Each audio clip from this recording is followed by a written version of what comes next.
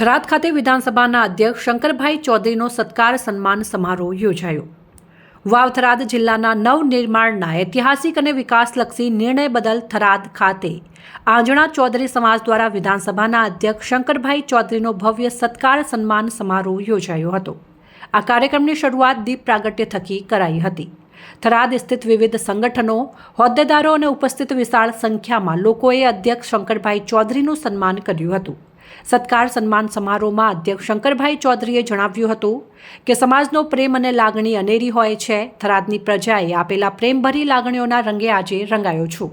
આ વિસ્તારની માતાઓ અને વડીલોના આશીર્વાદથી આજે સરકારમાં કામ કરવાનો મોકો મળ્યો છે।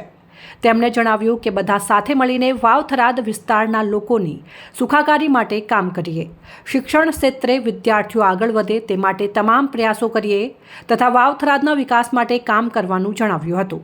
અધ્યક્ષ સન્માન બદલ ચૌધરી સમાજનો આભાર માન્યો હતો। અહીં નોંધનીય છે કે અધ્યક્ષ શંકરભાઈ ચૌધરીએ વાવ થરાદ વિસ્તારના વિકાસ માટે અલગ જિલ્લા તરીકેની માન્યતા મેળવવા માટે ભારે મહેનત કરી હતી। ગુજરાત સરકારે બનાસકાંઠા જિલ્લામાંથી અલગ વાવ થરાદ જિલ્લાનું નવનિર્માણ કરીને સ્થાનિક લોકોને મોટી ભેટ આપી હતી, જે ભવિષ્યમાં વિકાસની નવી દિશા નિર્ધારિત કરશે। અધ્યક્ષના ઐતિહાસિક પ્રયાસ માટે આભાર વ્યક્ત કરવા અને તેમને સન્માનિત કરવા માટે સમગ્ર ચૌધરી સમાજ થરાદ ખાતે એકત્રિત થયો હતો। આ સત્કાર સન્માન સમારોહમાં પૂર્વ સાંસદ પરબતભાઈ પટેલ, બનાસ બેંકના ચેરમેન ડાયાભાઈ પિલિયાતર, વિવિધ અગ્રણીઓ અને 10,000થી પણ વધારે આંજણા ચૌધરી સમાજના લોકો ઉપસ્થિત રહ્યા હતા।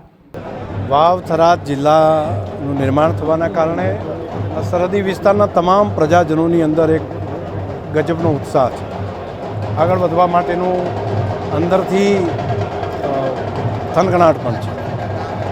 અલગ અલગ સમાજોએ જિલ્લો અલગ બન્યો, નવું નિર્માણ થયું, એના કારણે સ્વાગત સન્માનના કાર્યક્રમ રાખ્યો હતો। આજે આંજણા સમાજે આ પ્રમાણનો કાર્યક્રમ રાખી માન્ય આપણા પૂર્વ સાંસદ પરબતભાઈ પટેલ, માન્ય બેંકના ચેરમેન ડાયાભાઈ પિલિયાતર અને મારા બધાનું સ્વાગત સન્માન કર્યું હતું। બધાને વિકાસ જોઈએ છે અને દેશના પ્રધાનમંત્રી મોદી સાહેબના નેતૃત્વની અંદર રાજ્ય સરકાર ભૂપેન્દ્રભાઈ પટેલની સરકાર જે પ્રમાણે આ વિસ્તારમાં પાણી માટેની ક્રાંતિ કરી રહી છે, તેનાથી ખેડૂત આલમને ખૂબ હૃદયથી અંદરથી સંતોષ પણ છે।